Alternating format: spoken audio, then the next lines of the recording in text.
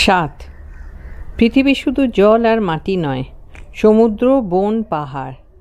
এর মধ্যেই পৃথিবীর সীমানা শেষ নয়, তার একটা ঊর্ধ্বলোক আছে। আকাশে মাধ্যাকর্ষণ যতদূর ততদূর তার সীমানা। আবার মাটির বুকের ভেতরে অন্ধকার গহ্বরে তার একটা অধোলোক আছে, সেই মাধ্যাকর্ষণ কেন্দ্র পর্যন্ত বিস্তৃত। বিচিত্রভাবে এই মাটির তলায় যে বীজ ফাটে, সেই মাধ্যাকর্ষণ থেকেও উপরের দিকে মাথা ঠেলে ওঠে। পৃষ্ঠা 322। গাছের মূল থাকে মাটির নিচে, ফুল ফোটে আকাশে, পাখি ডানা মেলে আকাশে ওড়ে, আকাশে উঠে আরও আরও উপরে উঠতে চায়, কিন্তু তার নীড় মাটির বুকে আটকানো গাছের ডালে, সেখানে তাকে নামতে হয়। সরীসৃপ থাকে মাটির বুকের অন্ধকার গহ্বরে, তাকে উঠে আসতে হয় মাটির ওপরে, বায়ুর জন্য, আহারের জন্য, আলোর জন্য। কৃষ্ণস্বামীর মন বিহঙ্গের মতো আকাশবিহারী, আলো, আরও আলোর জন্য সে ডানা মেলেছে। রিনা ব্রাউনি একদিন সেই পাখা মেলার আকাঙ্ক্ষা জাগিয়েছিল। মানুষের জীবনের ঘাত প্রতিঘাতের শক্তি। বাবা জেমস ব্রাউনের আঘাতে সেই রিনা ব্রাউন অন্ধকার গহ্বরের সরীসৃপ হয়ে গেল। কৃষ্ণেন্দু বাল্যজীবনে পুরাণে পড়েছিল একজন রাজা কার অভিশাপে অজগর হয়ে গিয়েছিল। মায়ের কাছে গল্প শুনেছিল কাজলহারার। কাজলহারার ঠিক রিনার মতো স্ফটিকে গড়া মেয়ে। তার সতীন তাকে জাদুদণ্ডের প্রহারে সর্পিণীতে পরিণত করেছিল। ব্রাউন ঘৃণায়, অমর্যাদায় ওই জাদুদণ্ড দিয়ে আঘাত করে তাকে ঠিক সাপিনীই করে দিয়েছে। রিনা উল্কা নয়, সে সরীসৃপ। কিন্তু পাখিকেও মাটির বুকে নামতে হয়, সরীসৃপকেও মাটির ওপরে আসতে হয়। হঠাৎ দুজনে দেখা হয়ে গিয়েছিল, তাই যেন হয়েছিল। কৃষ্ণস্বামীর সঙ্গে রিনা ব্রাউনের এই জীবনের দেখাটা ঠিক যেন তাই। অন্ধকার রাত্রে সরীসৃপ রূপিণী রিনা বিহঙ্গ কৃষ্ণস্বামীর নীড়ে এসে বিষ নিঃশ্বাসে গর্জন করে তাকে শাসিয়ে চলে গেল। আর দেখা হলো না। কৃষ্ণস্বামী কয়েকদিন অন্ধকার রাত্রে সরীসৃপের জন্য প্রতীক্ষা করলেন, কিন্তু সে আর এলো না। কোথায় কোন দূরে নতুন অন্ধকার বিহারের সন্ধানে সে চলে গেছে। কৃষ্ণস্বামী পক্ষ বিস্তার করে দিলেন আকাশে, ঊর্ধ্বে আরও ঊর্ধ্বে উঠলেন তিনি। রিনা তার পথে গেছে, তিনি তার পথ চলবেন। শুধু মাঝে মাঝে আকাশচারী বিহঙ্গের মাটির দিকে দৃষ্টি ফেরানোর মতো রিনার কথা মনে পড়লে দিগন্তের দিকে তাকিয়ে ভগবানের কাছে তার মঙ্গল কামনা করেন। মঙ্গল করো প্রভু, রিনার চিত্তকে সুস্থ করো, শান্ত করো। কুষ্ঠরোগী এসেছিল তোমার কাছে, তুমি তাকে স্পর্শ করেছিলে, সে নবজীবন লাভ করেছিল। তেমনি করে রিনার চিত্তকে সুস্থ করো। বলো, বি দাও ক্লিন। আবার কিছুক্ষণ পর রিনার চিন্তা ঝেড়ে ফেলে দিয়ে কাজের মধ্যে নিজেকে ডুবিয়ে দেন। অসময়ে বাইসাইকেল নিয়ে বেরিয়ে পড়েন, গ্রামান্তরে ঘুরে বেড়ান। কেমন আছো হে তোমরা সব? মহাশয়রা গো, ভালো কোথা বাবা সাহেব? খুদ কে আর বাঁচে মানুষ? প্যাটের ব্যামো ধরে গেল। ছেলামেয়েরা চিঙুড়ি সব। দেখছি এসো, ডিওকে বলে দেখছি। কিরাচিনি তেল আর কাপড়ের কথা বলবা বাবা? বলবো, কিন্তু এখন কারুকে হাতটা দেখতে হবে নাই তো? ছুড়ুক অসুখ আর কি দেখবেন গো? ওই বাচ্চাটার পিঠে দাগটো কিসের বটে হে? দেখি। হঠাৎ চোখে পড়ছে একটি ছেলের পিঠে ঘাড়ের কাছে একটা বিবর্ণ সাদা দাগ। দেখি রে খোকা, এদিকে আয়, শুন। হা কেনে রে হারামজাদা বজ্জাত, দেখা কেনে? দেখে শুনে বলেন, তাই তো হে মহাশয়, কেমন পাড়া লাগছে যেন গো। পৃষ্ঠা 323। ইয়াকে তো দেখতে হয়। নিয়ে যেও কেনে আমার উঠানে, ভালো করে পরীক্ষা করে দেখব। পৃষ্ঠা 323। আবার রওনা হন। কুষ্ঠের প্রসাদ দেখে মনে চিন্তিত হন, বেদনা অনুভব করেন, ভুলে যান অন্য সব কিছু। নিজের মাইক্রোস্কোপ কৃষ্ণস্বামীর গোড়া থেকেই আছে। ছাত্র জীবনে যখন বন্ধুর সঙ্গে তার আওতায় থেকে প্র্যাকটিস করতেন তখন থেকেই আছে। কম দামে জোগাড় করে দিয়েছিল ক্লেটন। কারবারটা চোরাই মালে তা জেনেই কৃষ্ণেন্দু কিনেছিল। তখন সে ছাত্র আমলের কৃষ্ণেন্দু, দ্বিধা তার হয়নি। ওটা দিয়ে যখন কাজ করেন কৃষ্ণস্বামী তখন ভগবানের কাছে ক্ষমা ভিক্ষা করে নেন। সঙ্গে প্রণাম করেন মাকে বাবাকে। মা তার সমস্ত গহনাই দিয়ে গিয়েছিল কৃষ্ণেন্দুকে। সে গহনা বিক্রি করে সে ঠিক করেছিল বিলেত যাবে। তখনই ঘটল রিনার সঙ্গে জীবন দেওয়া নেওয়া, এবং তার কিছুদিনের মধ্যে সব ওলটপালট হয়ে গেল। সে একটা কালবৈশাখী ঝড়ের মতো। জেমস ব্রাউন বললেন খ্রিশ্চান হতে হবে। বাবার পায়ে ধরেও মত পেলে না। উন্মত্তের মতো ফিরে এসে রিনাকে জিজ্ঞাসা না করেই খ্রিশ্চান হলো। রিনা ঘৃণা ও আতঙ্ক ভরে মুখ ফেরালে। একটি নারীর জন্য তুমি তোমার এতকালে ভগবানকে ত্যাগ করেছ কৃষ্ণেন্দু? তুমি ভয়ঙ্কর। না না, কৃষ্ণেন্দু বের হলো সেই ঈশ্বরের সন্ধানে, যে ঈশ্বর রিনার কাছে তার চেয়েও বড়, পৃথিবীর সব কিছু থেকে বড়। টাকাটা থেকেই গিয়েছিল ব্যাংকে। আগেকার কৃষ্ণেন্দু ছিল মায়ের গোপাল। সংসারের সব জিনিসে ছিল তারই অগ্র অধিকার। সে নিতেই জানতো, দিতে জানতো না, শেখেনি। প্রথম দিতে শিখল রিনার হাতে নিজেকে দিয়ে। রিনা তাকে ঠেলে দিল ঈশ্বরের সন্ধানের পথে। বৈজ্ঞানিক যদি বলে ফ্রাস্ট্রেশনের পথে, তো বলুক, সে একটু হাসবে, প্রতিবাদ করবে না। থাক রিনার কথা। তার কথা ভাবতে ভাবতে সময় সময় মনে হয় রিনা জন্ম থেকেই বোধহয় পেয়েছিল ঈশ্বরকে। তাকে ফিরিয়ে দেওয়ার সময় তার সেই ঈশ্বরকে নাস্তিক কৃষ্ণেন্দুকে দিয়ে নিজে কাঙাল হয়ে গেল। হিন্দু পুরাণ মহাভারতের কর্ণের কথা মনে পড়ে। তার মায়ের নাম ছিল কুন্তী। কুন্তীর কুমারী জীবনের সন্তান কর্ণ কবচকুণ্ডল নিয়ে জন্মেছিল। রিনার জন্মগত ঈশ্বর বিশ্বাসও তাই। কর্ণ কবচকুণ্ডল দান করে মৃত্যুবরণ করেছিল। রিনা ঈশ্বর বিশ্বাস তাকে দিয়ে তামসী হয়ে গেল। ঈশ্বর তার মঙ্গল করুন। হে ঈশ্বর, তার জীবনের কবরখানাকে জীবনময় করে তুলে তুমি নতুন করে জাগো। মানুষের প্রাণ শক্তির শুভ বুদ্ধি তাকে হাতছানি দিয়ে ডাকার আলো। হে ঈশ্বর, তুমি জাগ্রত হও। তোমার হাতে রিনাকে সমর্পণ করে কৃষ্ণস্বামী নিশ্চিন্ত। তার কল্যাণের জন্যই কৃষ্ণস্বামী নিঃশেষে নিজেকে সমর্পণ করবে তোমার পায়ে, তোমার কর্মে। অন্তরে কুষ্ঠরোগগ্রস্ত রিনাকে নিরোগ করো তুমি। কৃষ্ণস্বামী তোমার সংসারে কুষ্ঠরোগীর সেবা করে তোমাকে সেবা করবে। এবার কৃষ্ণস্বামীর বাবার কথা মনে পড়ে যায়। স্বল্প বাক, নির্লিপ্ত মানুষ, আশ্চর্য কঠিন। তবুও তিনি তার সম্পত্তি বিক্রি করা টাকা তাকেই দিয়ে গেছেন। এক কথায় কৃষ্ণেন্দুকে বলেছিলেন, যাও, প্রয়োজন নেই তোমাকে। বৃন্দাবনে চলে গিয়েছিলেন ঠাকুর নিয়ে। সমস্ত সম্পত্তি বিক্রি করেছিলেন। কিছু টাকা এবং ঠাকুরটি মঠে দিয়ে গেছেন। নিজের জীবনের জন্য সামান্য টাকাই খরচ করেছিলেন।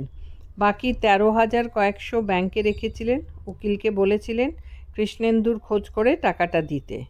সেটা কৃষ্ণস্বামী পেয়েছেন। তাই থেকেই চলে আশ্রম। এবার আশ্রমটিকে কুষ্ঠ হাসপাতাল করে তুলবেন তিনি। কিছুদিনের মধ্যেই প্রথমে একটা কুষ্ঠরোগীর ডিসপেন্সারি খুললেন কৃষ্ণস্বামী আউটডোর।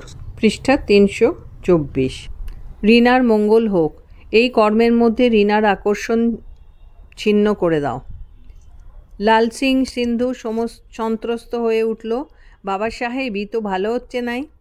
কৃষ্ণস্বামী হাসেন, মধ্যে মধ্যে প্রশ্ন করেন, তোমারও ভয় লাগছে লাল সিং? লাল সিং মৌন থেকে জানায়, হ্যাঁ লাগছে। সিন্ধু স্পষ্ট বলে, হাঁ বাবা সাহেব, মহাব্যাধিকে ভয় কার নাই বলেন? হ্যাঁ, আপনকার নাই বটে, তা আপনার পুণ্য আছে, আমাদের তা নাই, কি করব কন?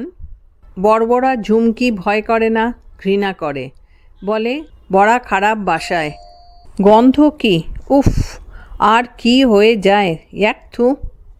মধ্যে মধ্যে সেই আমেরিকান মিলিটারি অফিসারটি আসে। এখন আর হে ম্যান বলে না, বলে মর্নিং রেভারেন্ড। মধ্যে মধ্যে সে রিনার খবরের কথা তোলে, বলে don't know wire she is gone, she was wonderful. হঠাৎ সেদিন বললে, শুনলাম আসাম ফ্রন্টে ঘুরছে। ঠিক তো বলা যায় না, তবে অনেকটা মেলে সেই ডেয়ার ডেভিল মেয়েটার সঙ্গে। Assam? Yes, Guwahati, Shillong, Chittagong, just like her, like a shooting star. সেই মুহূর্তে ঝুমকি এসে দাঁড়ালো বাবা সাহেব। অফিসারটি ভুভুক্ষ দৃষ্টিতে তার দিকে তাকালো। এই যে কৃষ্ণ মর্মন মূর্তি রেভারেন্ড। কৃষ্ণস্বামী মনে করিয়ে দেন, এটি আসলে একটি চার্চ মিস্টার অফিসার। সামনে যুদ্ধ, মাথার ওপরে মৃত্যুর পরোয়ানা যাদের, তাদের যত উদ্দাম তত ভীরু। তারা যত উদ্দাম তত ভীরু।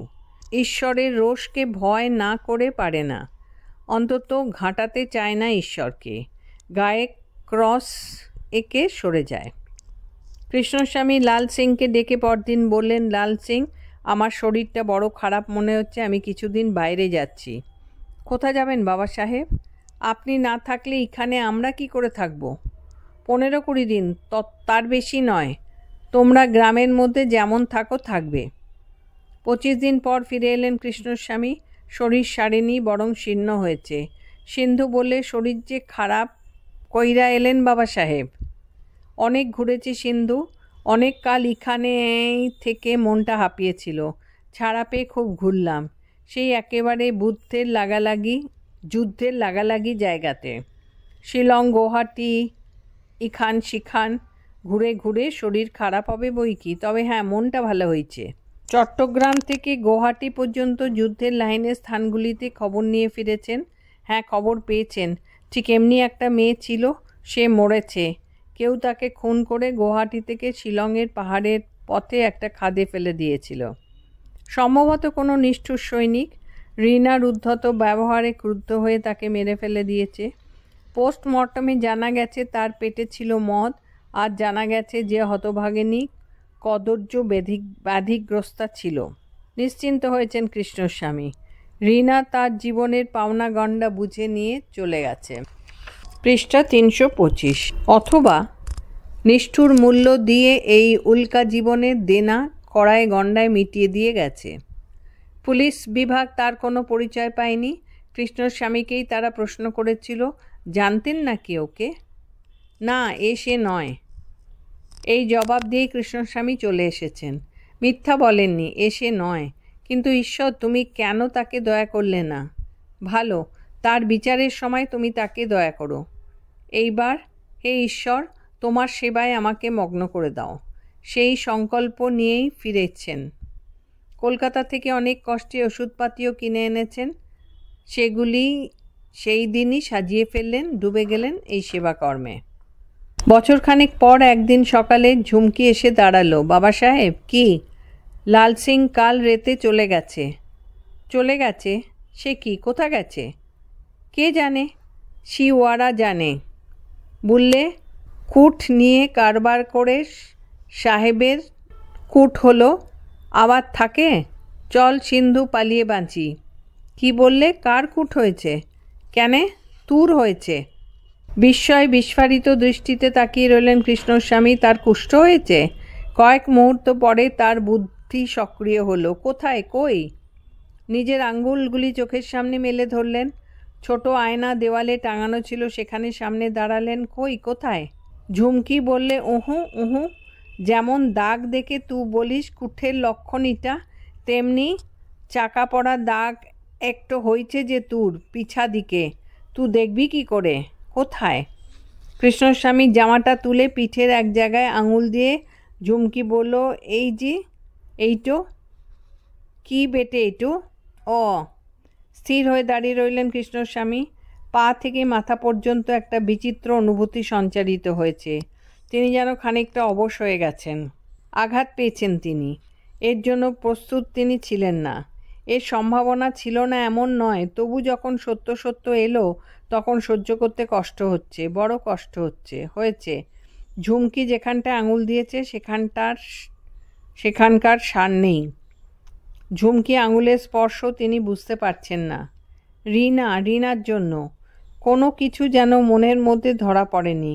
মন ওইদিকে এমনই ব্যগ্র ছিল যে অন্যদিকে সব কিছুই চোখের ওপর দিয়েই তার অলক্ষ্যে চলে গেছে। মস্তিষ্কের মধ্যে কোষে কোষে বেদনার আবেগ ভূগর্ভবদ্ধ আগুনের মতো ফেটে বেরোতে চাচ্ছে। কৃষ্ণস্বামী পাহাড়ের মতো তাকে নিজের মধ্যে রেখেছেন। কাঁপতে দেবেন না, ফাটতে দেবেন না। আগুনে ধরিত্রী গর্ভে প্রাণের উত্তাপে পরিণত হোক। প্রাণ কোষে কোষে সে আগুন সহস্র প্রদীপ শিখার মতো জ্বলে উঠুক আনন্দ দীপালিতে, ভগবানের আরতিতে। পৃষ্ঠা 326। অনেকক্ষণ পর তিনি আত্মস্থ হয়ে বললেন, আমি বাঁকুড়া যাচ্ছি ঝুমকি। বাঁকুড়ায় নতুন কি বলবে? বলবে ব্যাধি সংক্রামিত হয়েছে, অনিবার্য এসেছে। এরপর কোথায় যাবেন, কি করবেন? হ্যাঁ, এসেছে কার্যকারণের পরিণাম। কৃষ্ণস্বামীকে তিরস্কারও শুনতে হলো। এইভাবে সংঘবদ্ধ বৈজ্ঞানিক চেষ্টার বাইরে একক চেষ্টা করার অনিবার্য পরিণাম। চুপ করে গেলেন কৃষ্ণস্বামী। শুধু একটি হাস্যরেখা ধীরে ধীরে তার মুখে ফুটে উঠেছিল। Lord, I Cry আনটু the, make heist আনটু me. চিন্তার খুব কারণ আছে বলে মনে করি না, কিন্তু আর তো এইভাবে লোকের চিকিৎসা করে বেড়ানো ঠিক হবে না আপনার। নিশ্চয়ই এ তার নির্দেশ। আস্তে আস্তে ভেবেছি আমি চলে যাব কুম্ভকোণম লেপার অ্যাসাইলামে। সেখানে আমার চিকিৎসাও হবে, আমি ডাক্তার হিসেবে কিছু কাজও করতে পারবো। God be with you. Madras উপকূলে কুম্ভকোণম কুষ্ঠাশ্রম, বিরাট কুষ্ঠাশ্রম। নিপীড়তি ভগবানের সেবায়তেন। আজ মনে পড়ল রিনা ব্রাউনকে। স্ফটিকে গড়া মূর্তির মতো পবিত্র কুমারী রিনা ব্রাউন আসানসোলের চার্চ ইয়ার্ডে তাকে প্রত্যাখ্যান করার সময় তার ঈশ্বর বিশ্বাসকে, তার ঈশ্বরকে কি এই পথে যেতে নির্দেশ দিয়েছিল, না এই পথ তিনি নিজে বেছে নিয়েছেন? Set a watch O Lord before my mouth, keep the door of my lips. একটা ক্ষুব্ধ বাক্যও যেন কৃষ্ণস্বামী উচ্চারণ না করে। চলো কুম্ভকোণম, শেষ আশ্রম। সত্যের চেয়ে বিস্ময়কর আর কিছু নেই। Truth is stranger than fiction. সত্যে মৃত মানুষও বাঁচে। কল্পনার কাহিনীতে বাঁচালে অবিশ্বাস্য হয়। বাস্তব জগতে বস্তু থেকে প্রাণ কালোর সঙ্গে যুদ্ধ করে, বাস্তব জগতে বস্তু থেকে প্রাণ কালোর সঙ্গে যুদ্ধ করে তার সীমানা অতিক্রম করার জন্য যুগ যুগ ধরে ছুটছে। সম্মুখে দিগন্তে আলোর রাজ্য উজ্জ্বল মহিমায় আহ্বান জানাচ্ছে। তবু মানুষের কানের কাছে অবিশ্বাসী বুদ্ধি কূট তর্কে মুখর হয়ে বলছে, আলো নয় আলেয়া, আলো মিথ্যা, কালোই সত্য, অমৃত কল্পনা, মৃত্যুই সত্য। আরও 8 মাস পর কুম্ভকোণম সেবায়তনে সেদিন ক্লান্ত শরীরে শুয়ে আছেন কৃষ্ণস্বামী।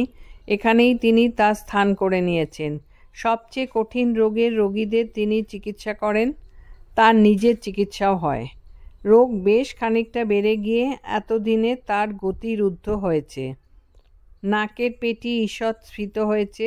মুখে, কপালে, গালে অসুস্থ রক্তাভ মসৃণতা দেখা দিয়েছে। কানের পেটি দুটোও ফুলেছে। হাতের আঙুল ঠিক ফোলেনি, তবে তৈলাক্ত হাতের আঙুলের মতো দেখায়।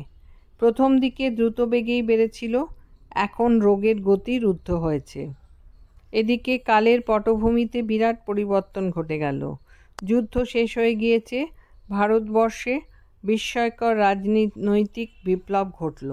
স্বাধীন হচ্ছে ভারতবর্ষ, বিভক্ত হচ্ছে ভারতবর্ষ। কৃষ্ণস্বামী দেখেন আর নিত্য বলেন, এ জয় তোমারই জয়। পৃষ্ঠা 327। মানুষের মধ্যে সত্যের তপস্যাই তুমি, তোমারই জয়। যা হচ্ছে তার মধ্যে ছলনা, মিথ্যা যতই থাক মানুষের, তার চেয়েও বেশি আছে তোমার দেওয়া সত্যের তপস্যা। আমি জানি রিনার জীবনের পাপ বড় নয়, প্রায়শ্চিত্ত বড়। আমি জানি সে জীবন দিয়েছে নিজে, আমাকে দিয়ে গেছে তোমার করুণা। তার আত্মাকে তুমি শান্তি দিও, তার সমস্ত পাপ আমার দেহে ব্যাধি হয়ে তার পাওনা শোধ করে নিক। ক্লান্ত দৃষ্টিতে নিজের ঘরে খোলা দুয়ারের পথে তিনি সামনের দিকে তাকিয়েছিলেন। মনে মনে এই কথাগুলিই বলছিলেন। একজন ডাক্তার এসে বললেন, রেভারেন্ড একজন ইংরেজ ভদ্রলোক সস্ত্রীক এসেছেন আপনার সঙ্গে দেখা করতে। আমি বলেছি আপনার শরীর অসুস্থ, কিন্তু তিনি বললেন অনেক দূর থেকে আসছেন এবং বলবেন আমার নাম জন ক্লেটন। জন ক্লেটন! বিস্ময়ে চমকে উঠলেন কৃষ্ণস্বামী। জন ক্লেটন সস্ত্রীক তার সঙ্গে দেখা করতে এসেছে এই লেপার অ্যাসাইলামে? কোথায়? দূরে দেখা গেল শ্বেতাঙ্গ দম্পতি আসছে। কিন্তু ও কে? এ কী হলো? অকস্মাৎ ঘরগুলো দুলতে লাগলো, পায়ের তলায় মাটি যেন দুলছে। সামনের গাছপালা, আকাশ, আলো সব যেন কেমন হয়ে যাচ্ছে। কি হয়ে যাচ্ছে? জ্যোতির্লোকে যেন বিস্ফোরণ হচ্ছে। ক্লেটনের পাশে ও কে? কৃষ্ণস্বামী চিৎকার করে উঠলেন, রিনা! ক্লেটনের পাশে রিনা ক্লেটনের স্ত্রী? হ্যাঁ কৃষ্ণেন্দু, আমি। আমাকে দেখে তোমার বিস্ময়ের কথাই বটে, কিন্তু তুমি আমাকে আশ্চর্যভাবে অশরীরীর মতো অনুসরণ করে আমাকে অহরহ ডেকেছ। কাম ব্যাক, ফিরে এসো বলে ডেকেছ। ফিরতে চাইলাম, পালিয়ে গেলাম ও এলাকা ছেড়ে, কিন্তু কে আমাকে হাত বাড়িয়ে দেবে? কার হাত ধরে আমি আবার মানুষের হৃদয়ের রাজ্যে প্রবেশ করব? তোমার কথা ভেবেছিলাম, কিন্তু পারিনি, ভয়ে পারিনি। আমি গুলি করে। চুপ করে গেল রিনা, উচ্চারণ করতে পারল না সে কথা। কৃষ্ণস্বামীর বিস্ময় কেটে আসছে। রিনা বললে, তুমি বলেছিলে মানুষের অন্তরে ভগবানের পুত্রকে তার মন্দ বুদ্ধি নিত্য ক্রুশবিদ্ধ করে। নিত্য তিনি নবজীবনে জেগে ওঠেন। অনুভব করলাম এ সত্য, কিন্তু তবু তোমার সামনে যেতে পারলাম না। তোমার সেই ভয়ঙ্কর কথা আমার কানে বাজত। তুমি বলেছিলে আমি এখানে থাকব টু বি ক্রুসিফাইড এগেইন। তুমি সন্ন্যাসী, তুমি সেন্ট, তোমার পাশে আমি দাঁড়িয়ে কলুষিত করতে পারি তোমাকে। কিন্তু চোখ দিয়ে রিনার জল গড়িয়ে এলো। জন ক্লেটন যেন সেই কৃষ্ণেন্দুর বন্ধু জনই নয়, অথবা কৃষ্ণস্বামী কৃষ্ণেন্দু নন। জন ক্লেটনও তার সঙ্গে সম্ভ্রম ভরে কথা বলছে। অবশ্য ক্লেটন আর সে ক্লেটন নয়, সে পরিণত বয়স্ক মানুষ, পোড় খাওয়া মানুষ। প্রথম স্ত্রী বিবাহ বিচ্ছেদ করে চলে গেছে। যুদ্ধে বন্দী হয়ে দীর্ঘদিন পূর্বাঞ্চলের বন্দি শিবিরে কাটিয়েছে। আজও তার দেহ শীর্ণ, ভিতরে বাইরে আঘাতের চিহ্ন স্পষ্ট দেখা যায়। ক্লেটনের কানের পাশে গুলির দাগ, কপালে সারি সারি রেখা দেখা দিয়েছে। কণ্ঠস্বর তার শান্ত। তার জীবনেও বিরাট পরিবর্তন হয়ে গেছে। পৃষ্ঠা 328। ক্লেটন বললে, যুদ্ধে বন্দী হয়েছিলাম, মুক্তি পেয়ে ফিরে কিছুদিন পর গেলাম কাশ্মীর। শরীরটা একটু সুস্থ হবে, মনে ক্লান্তির সীমা নেই। হঠাৎ কাশ্মীরে দেখলাম রিনাকে। ঝড়ে ডানা ভাঙা বোবা হয়ে যাওয়া পাখি দেখেছ কৃষ্ণেন্দু? হেসে ক্লেটন বললে, তোমাকে কৃষ্ণেন্দু বলতে বাধছে রেভারেন্ড, তুমি সত্যিই পবিত্র। কৃষ্ণস্বামী বললেন, একমাত্র ভগবানই পবিত্র ক্লেটন।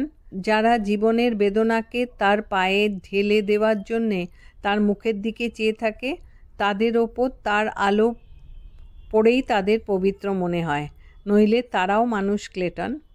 বিচিত্র হেসে তারপর বললেন, আমি ধারণা করেছিলাম রিনা শিলং ফ্রন্টে। এখনকার একটি আমেরিকান অফিসার বলেছিল রিনা শিলংয়ে। সেখানকার এক অফিসার তাকে একটি উন্মত্ত প্রায় মেয়ের কথা বলেছিল। তার ধারণা হয়েছিল সে রিনা। আমি শিলংয়ে গেলাম ওকে ফিরিয়ে আনবো জীবনে। গিয়ে শুনলাম সে মেয়েটি মরেছে। তাকে কে রাত্রে খুন করে খাদে ফেলে দিয়েছিল। রিনা সজল চোখে নির্নিমেষ দৃষ্টিতে কৃষ্ণস্বামীর মুখের দিকে তাকিয়ে বসেছিল। সে দীর্ঘ নিঃশ্বাস ফেলে বলল, কত খাদে, কত জঙ্গলে এমন কত হতভাগিনীর জীবন শেষ হয়েছে। দেহ শকুন শেয়ালে খেয়েছে, মাটির সঙ্গে মিশে গেছে, তার হিসেব নেই। আমারও যেত কৃষ্ণেন্দু, যদি সেদিন তোমার সঙ্গে দেখা না হতো, যদি তোমার স্মৃতি আমার পেছনে দেবদূতের মতো অহরহ না ফিরত, তবে আমারও ওই হতো। আমি পেয়ারা ডোবা থেকে পালিয়ে গেলাম সেই রাত্রে। সেই ঝড় বৃষ্টির মধ্যেই ক্যাম্পের দিকে যেতে যেতে গেলাম না। বিশ্ব ব্রহ্মাণ্ড যেন দুলছে, কাঁপছে, ভেঙে পড়ছে, ভেঙে চুরে আর একরকম হয়ে যাচ্ছে। মনে হলো ক্যাম্পের মধ্যে আকাশের মেঘের মতো পুঞ্জ পুঞ্জ বিরক্তি তিক্ততা জমে উঠছে, ঘুরপাক খাচ্ছে। ওখানকার মানুষগুলোকে বীভৎস কলুষিত মনে হলো। কি যেন মনে হয়েছিল ঠিক বলতে পারবো না। তবে ও পথে যেতে যেতে অন্তরাত্মা চিৎকার করে উঠল, না, ওখানে নয়, না, না, না। দাঁড়ালাম। তারপর দুরন্ত রাগ হলো তোমার ওপর। ফিরলাম দুরন্ত রাগে, তোমাকে খুন করব। দেখলাম তুমি সেই জলের মধ্যে স্থির হয়ে দাঁড়িয়ে আছো, পথের দিকে তাকিয়ে। বুঝলাম আমার জন্য দাঁড়িয়ে আছো। মুহূর্তে আমি সাহস হারালাম, রাগ হারালাম, কাঁপতে লাগলাম। থরথর করে কেঁপেছিলাম, কেঁদেছিলাম। তারপর ভেবেছিলাম মুখে রিভলভারের নল পুড়ে গুলি করে উন্মত্ত যন্ত্রণা জর্জর জীবনটাকে শেষ করে দেব। কিন্তু তাও পারলাম না। তুমি পাহারা দিয়ে দাঁড়িয়ে। আশ্চর্য শক্তি তোমার সেই স্থির মূর্তির, আশ্চর্য শক্তি। তারপর তুমি চলে গেলে, আমি পালালাম। ছুটে পালিয়েছিলাম মাইলখানেক। তারপর একখানা জিপ পেয়েছিলাম, ব্যাঙ্কুড়া এসে ট্রেন ধরলাম। কোথায় যাব স্থির করলাম, অনেক দূরে যাব, অনেক দূরে। প্রচণ্ড উন্মত্ত কোলাহল, ভয়, পাশবিকতার মধ্যে, মরণ নিয়ে খেলার মধ্যে, যেখানে ভাববার অবকাশ নেই। আছে মরা আর মারা। আর অবসরের মধ্যে নেশা আছে, খাওয়া আছে, আর আছে উন্মত্ত দেহভোগ। এলাম আসামে। শিলংয়ে আমি যাইনি, আরও সামনে যুদ্ধক্ষেত্রে চলে এলাম। যখন পৌঁছলাম তার আধ ঘন্টার মধ্যেই হলো একটা এয়ার রেড। একটা মাটির গর্তে লুকিয়েছিলাম। রেড শেষ হলো, তখন পিছু হটার হুকুম হয়েছে। একজন অফিসার আমাকে জিপে নিয়ে নিলে মরণের মুখে, ভোগ লালসায়। রাত্রে সে অভিজ্ঞতা আমার চিরস্মরণীয়, আমি ভুলব না। অরণ্য ভূমের ফাঁকে ফাঁকে জ্যোৎস্না পড়েছিল। আমি দেখলাম একা তুমি সহস্র হয়ে চারিপাশে ঘিরে রয়েছ আমাকে। পৃষ্ঠা 329। তারপর চাঁদ ডুবল। অন্ধকারে জিপ ওল্টালো, অজ্ঞান হয়ে গেলাম। জ্ঞান যখন হলো তখন শেষ রাত্রি। দেখলাম পড়ে আছি একা খাদের কিনারায়, আর তুমি আমাকে ধরে দাঁড়িয়ে আছো। হ্যাঁ, তুমি, নির্ভুল তুমি। আমার পিস্তলটা সঙ্গেই ছিল। আমি গুলি ছুড়লাম, তুমি নড়লে না, একবার কাঁপলেও না, ধরেই রইলে। মনে হলো বললে, I am here to be crucified again. আবার অজ্ঞান হয়ে গেলাম। আবার যখন জ্ঞান হলো তখন আমি হাসপাতালে। শুনলাম খাদের ধারে আমি একটা গাছে আটকেছিলাম, নিচে 2500 ফুট খাদ। কিন্তু আমি জানি গাছ সে নয়, হতে পারে না। আজও জানি সে তুমি। অস্থির অধীর হয়ে উঠলাম। কোথায় যাব?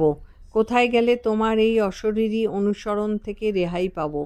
ফ্রন্টের আবহাওয়া, ওই ভোগ সর্বস্ব মানুষ তখন অসহ্য হয়েছে। তারা যেন রাক্ষস। হ্যাঁ, সমস্ত জীবনের ক্ষুধা পুঞ্জীভূত করে তখন তারা রাক্ষসের মতো বুভুক্ষু। ওদের নাগালের বাইরে দূর দূরান্তরে পালিয়ে যেতে চাইলাম। ওদিক থেকে আমি চলে এসে পালালাম সিমলার দিকে। সেখান থেকে কত জায়গা, ক্লান্ত শ্রান্ত। সেই দেহ ভেঙেছে, মন ভেঙেছে, চাইলাম বিশ্রাম। শুধু মদ খেতাম। আমি তখন কখনো মরে বাঁচতে চাই, কখনো আবার দারুণ ক্ষোভে উল্কার মতো ছুটতে চাই। কিন্তু যতবার এগিয়েছি ততবার ওই খাদের ধারে গাছের মধ্যে তোমাকে দেখার মতো কিছু না কিছুর মধ্যে তোমাকে দেখেছি। পথ আগলে দাঁড়িয়েছ। ওফ, কতবার ওয়ার জোনের দিকে অর্ধেক পথে গিয়ে ফিরে পালিয়ে এসেছি এমনিভাবে তোমাকে দেখে। তারপরে গেলাম কাশ্মীরে। তখন আমি অর্ধমৃত, কিন্তু তবু রেহাই নেই। পিছনে লাগলো বুভুক্ষু সৈনিক। একদিন মদ খেয়ে আত্মরক্ষা করতে পারলাম না, মাতাল হয়ে পড়ে গেলাম একটা নির্জন জায়গায়। দুটো জানোয়ার আমার সঙ্গ নিয়েছিল, তারা ঝাঁপিয়ে পড়ল।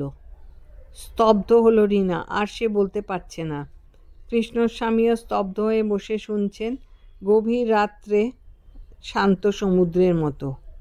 ক্লেনটন বাকিটা শেষ করলো। ওইখানেই রিনার সঙ্গে আবার দেখা হয়েছিল। সন্ধ্যার পর সামরিক শাসনের ভয়ে তারা ফিরতে বাধ্য হলো। রিনা তখন প্রায় অজ্ঞান, আর শুধু বিড়বিড় করে বকছে আপন মনে। তারা সবের কাছে আনন্দ পায়নি। তাকে ফেলে চলে যাওয়ার সময় তাকে লাথি মারছিল। ক্লেনটন আসছিল সেই পথে, সে দেখতে পেয়ে ছুটে যায়। অফিসার্স ব্যাজ দেখে তারা পালায়। ক্লেটন দেখে শিউরে ওঠে। রিনা, রিনা, হ্যাঁ এই তো রিনা। সে ডেকেছিল, রিনা, রিনা। রিনা বিড়বিড় করে বকেই গিয়েছিল।